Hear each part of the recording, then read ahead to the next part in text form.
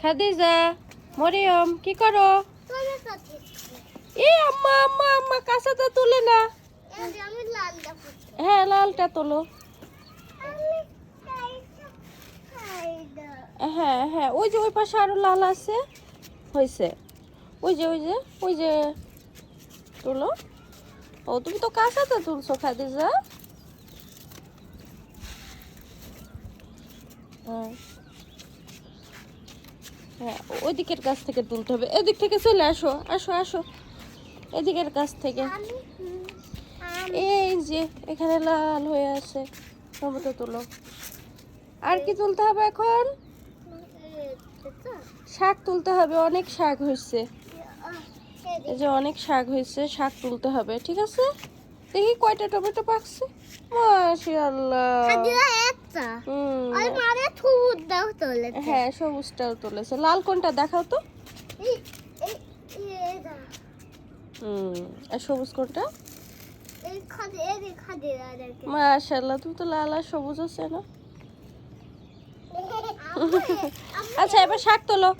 ওই এইগুলো থেকে তোলা হয়েছে। এই যে যেগুলো বড় এখান থেকে তোলো। এই যে এগুলোর মাথা এমন করে ভাঙো। ও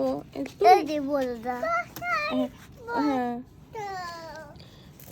তুমি ওই যে ওই পাশ থেকে তোলো। মাশাআল্লাহ, সারবিহীন শাক। নাও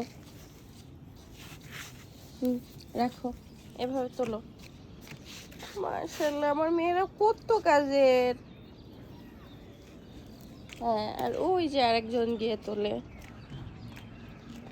আরে এই বেগুন হলে কে খাবে? বেগুন হলে হ্যাঁ যে বেগুন হচ্ছে আর ফুল এসছে। বেগুন হলে তুমি খাবা। আর তুমি খাবা না খাদিজা? তুমি খাবা। আর এই যে সুন্দর পুঁই শাক হচ্ছে, পুঁই শাক কে খাবে? পুঁই শাকের একটা মাছা দিতে হবে না আম্মা? নিজের বাগানে এরকম অল্প অল্প কিছু দেখতেই ভালো লাগে, খাওয়ার থেকে দেখতেই বেশি ভালো লাগে। ছাদে উঠলে একটু সবুজ। তোমার ভালো লাগে? ওইভাবে না, শুধু নরম অংশ নিতে হবে মা।